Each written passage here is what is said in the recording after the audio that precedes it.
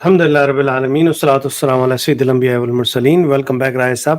ہم لوگ بات کر رہے تھے ڈیولپنگ سٹوری ان آزاد کشمیر اور مقبوضہ کشمیر.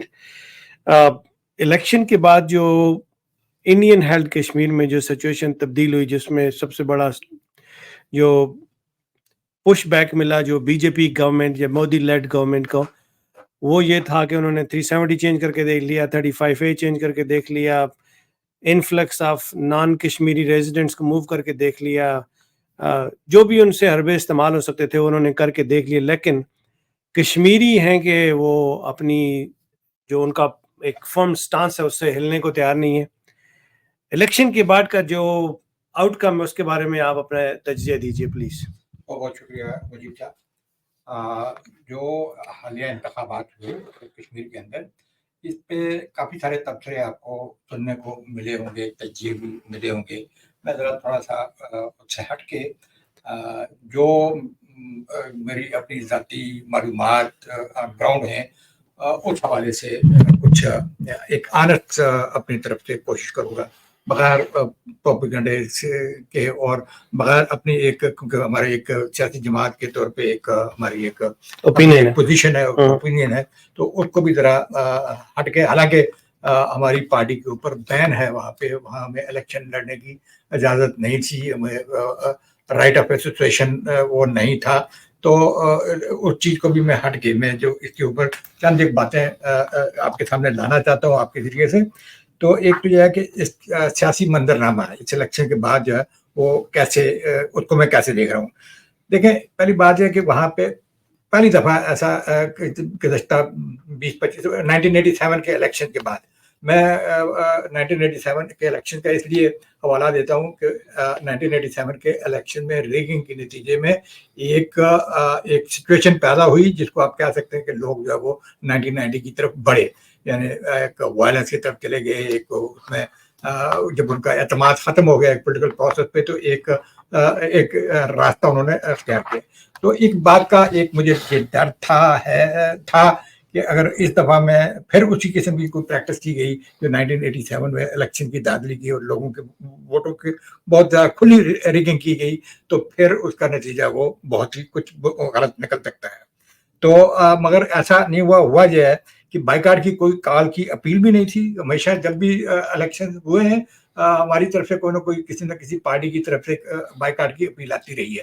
لیکن جب پہلی دفعہ، اور کامیاب ہوتا رہا بائیکاٹ کامیاب، جب پہلی دفعہ ایسا ہے کہ کسی بھی سیاسی جماعت نے، کسی پارٹی نے، کسی گروپ نے بائیکاٹ کی اپیل نہیں کی. اس کے بہت سارے معنی لیتے ہیں، لیکن میں اس کا ایک تھوڑا سا منظرنامہ آپ کو بتایا تھا کہ لوگ نکلے، لوگ آئے، سڑکوں پہ آئے، ووٹ دیے لوگوں نے، ٹھیک ہے، باوجود اس کے کہ کس قسم کے وہاں حالات ہیں، میڈیا کی پابندیاں ہیں، رپورٹنگ کی پابندیاں ہیں، موومنٹ کی پابندیاں، لیکن اس کے باوجود لوگوں کا ٹرن ہمیں اس کو اگنور نہیں کرنا ہے. اب اس میں جو چیز آپ نے نوٹ کی ہوگی اور دیکھنی ہے آپ نے کہ ریاست کے اندر کی جو ریاستی مقامی جماعتیں تھیں، ان میں مثلا نیشنل کانفرنس ہے، PDP ہے، اور یہ دو ہیں وہ جو وہاں پہ مقامی ریاستی جماعتیں. باقی کوئی ریاستی جماعت ایسی نہیں تھی کہ جو میدان میں ہوتی، ٹھیک ہے. اور ایک تو یہ ہے کہ مثلا میں جس طرح دعوے سے کہہ سکتا ہوں کہ جے گلف سب سے بڑی اسٹرانگ لوگوں کا سینٹیمنٹ رکھنے والی جماعت ہے، اس کے اوپر پابندی تھی. جماعت اسلامی پہ پابندی تھی، ان کو بھی الیکشن، تو باقی کوئی ریاستی جماعت نہیں تھی. اور اس کے بدلے میں اس کے مقابلے میں جو ہے وہ جو غیر ریاستی جماعتیں تھیں اس میں جو ہے وہ BJP تھی اور کانگریس تھی، ٹھیک ہے. تو اب آپ ذرا تھوڑا اس طرف دیکھ لیں کہ لوگوں نے کیا کیا. لوگوں نے بڑے طریقے سے اپنے جو امیدوار سے جائیں تھے، حالانکہ ذرا ذہن میں رکھ لیں کہ جب یہ جنرل الیکشن نہیں تھے کشمیر کے اندر، یہ لوک سبھا کی 6 سیٹوں میں سے 6 سیٹوں کے الیکشن کے اوپر میں بات کر رہا ہوں کہ 6 سیٹوں، کیونکہ اگلے الیکشن کا بھی انحصار ان چیزوں کے اوپر آئے گا. اب لوگوں نے کیا کیا کہ جو لوگوں نے ووٹ ڈالے، ٹھیک ہے، انہوں نے، وہ نیشنل کانفرنس کا تھا، PDP کا تھا، انہوں نے اپنی پارٹیوں کی پالیسیوں کے خلاف جا کے ووٹ دیا. اور کہاں دیا، کس طرح سے دیا، وہ آپ اس کو آپ پھر ایک دفعہ یہ نہیں کہنا کہ میں اپنی بات کر رہا ہوں. وہ یہ ہے کہ انہوں نے آزادی کے جذبات ان کے اندر ابھرے، اور یہ پہلے کی نسبت جو ہے یہ آزادی کا جذبہ زیادہ مضبوط ہوا ہے.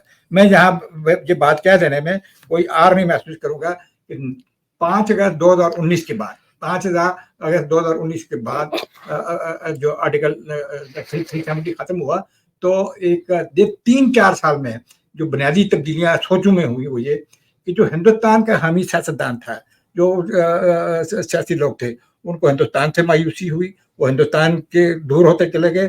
اور وہ لوگ کہ جو پاکستان سے امیدیں لگائے بیٹھے تھے کہ 370 کے ختم کرنے کے بعد جو پاکستان ایک ممکن نہیں ہے کہ وہ ہندوستان ایسا کر سکتا, اس قسم کی چیزیں. اور پھر خبریں بھی آئیں کہ پاکستان کی مفاہمت کے بعد ہی جو ہے وہ ہندوستان نے اتنا بڑا قدم اٹھایا. تو اس کے بعد جو پاکستان کا حامی ایلیمنٹ ہے وہ بھی جو ہے وہ اس سے دور ہٹتا چلا گیا, اور وہ پاکستان کی حمایت اس نے نہیں کی. سب جو ہے وہ چلے گئے آزادی کے حق میں. اب وہ انہوں نے کیا کیا کہ وہ اگر آپ اکثریتی ووٹ دیکھیں تو وہ انہوں نے بی جے پی کے خلاف بالکل کھل کے اعتماد اپنے وہ دیا, ووٹ دیا جس کسی کو بھی دیا. اس میں وہ نیشنل کانفرنس کو دیا, جب پی ڈی پی کو دیا, لیکن وہ انہوں نے وہ کھل کے دیے. اب آپ یہ دیکھ لیں کہ ان کیوں یہاں ایک بات اب ذہن میں رکھیں کہ دونوں پارٹیاں جو ریاستی پارٹیاں ان کے دونوں کے سربراہ آ رہے. تو اس کا مطلب یہ ہے کہ لوگوں نے اس بنیاد پہ دیا ووٹ کہ بی جے پی نے ان کے ساتھ جو 370 کا آرٹیکل ختم کر کے کیا اس کا جواب انہوں نے اس شکل میں دیا. ایک تو یہ بات ہوگی. دوسری بات یہ ہے کہ اس میں ان الیکشن کے نتیجے میں جو ہے یہ بات سمجھ میں آنی چاہیے ساری کہ قوم پرستی یا وطن پرستی کا میں دو چیزیں ہیں, دو الگ الگ چیزیں ہیں. میں اس کے اوپر پھر کبھی پروگرام کریں گے تو میں بتاؤں گا کہ قوم پرستی اور وطن پرستی میں کیا فرق ہے. تو میں یہ کہوں گا کہ قوم پرستوں اور وطن پرستوں نے جو ہے وہ ان کے اندر جو ہے وہ یہ احساس بڑا ہے کہ ہمیں جو ہے وہ تھرو پولیٹیکل پاز اپنے جذبات کا اظہار کرنا انہوں نے کیا ہے, اور وہ اب زیادہ طاقت محسوس کر رہے ہیں, اور اس بات پہ وہ کھل کے اظہار کر رہے ہیں کہ خود مختاری کے علاوہ جو ہے وہ ہم کوئی حل قبول نہیں کریں گے. ہمیں ریاست کے اوپر اپنا جو ہے وہ اقتدار اعلیٰ وہ بحال کرانا ہے.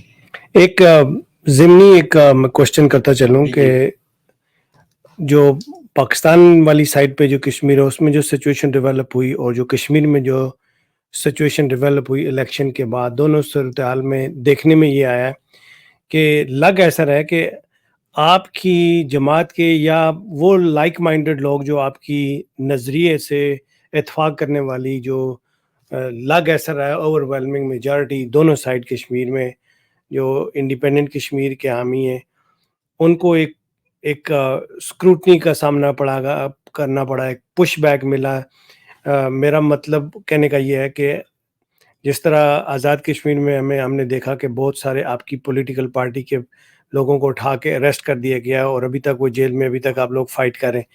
اس طرح کی کوئی سچویشن آپ کو انڈین سائڈ والی کشمیر میں بھی دیکھنے میں ملی ہے جس میں لوگوں کو اٹھا کے بند کر دیا گیا ہو, ان کو صرف اس وجہ سے سزا دی گئی کہ انہوں نے یا تو اپنا حقوق مانگے یا پھر انہوں نے آپ کی جو کہا تھا کہ ووٹ جا کے ڈالیں ووٹ نہیں ڈالے یا ان کے رائٹس نہیں دیے گئے.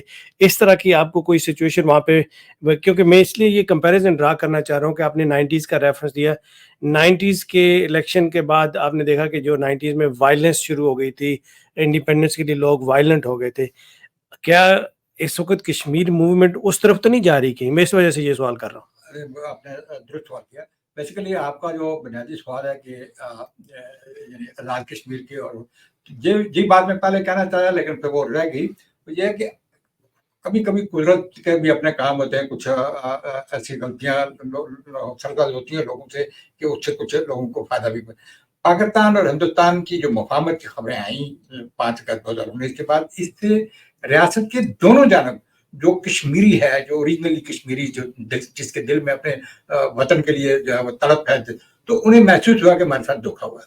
انہیں محسوس ہوا کہ اب ہمارا قصہ جو ہے جن ہندوستان کے اندر جو کشمیر کے رہنے والے لوگ تھے انہوں نے محسوس کیا کہ پاکستان کی مفاہمت سے ہونے والا جو ہے یہ اب اس کا مطلب یہ ہے کہ ہمارے جتنے بھی خواب ہیں یہ چکنا چور ہو گئے.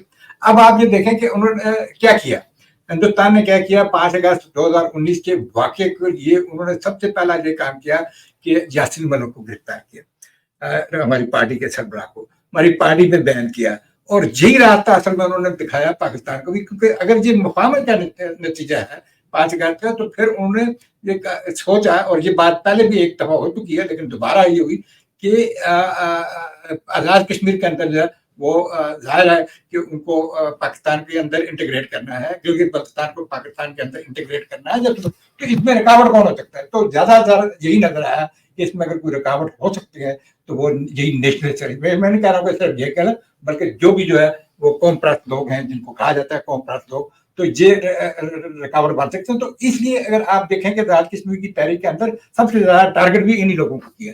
اب ہمارے 5 سب سے پہلے جو ہے وہ ہمارے شاہد انصاری ایڈوکیٹ, راجہ دانش ایڈوکیٹ اور ان لوگوں کو میرپور میں اریسٹ کیا جب تحریک شروع ہوئی. اور پھر اس کے بعد یہ حال ہی میں جو پوچھ میں یہ جو ہمارے سردار امان, سردار طلعت چودھری شکیل, یہ بھی سارے وکیل ہیں, اور ان کو جب وہ اریسٹ کیا تو یہ بھی سارے, حالانکہ ان کے اوپر اٹیک ہوا, جن لوگوں نے اٹیک کیا وہ انٹیلیجنس ایجنسی کے پروردہ ہیں, وہ منسٹر جو ہے ان کا ISI کا بندہ ہے, وہ حکومت بنانے میں انہی لوگوں نے وہ تھا.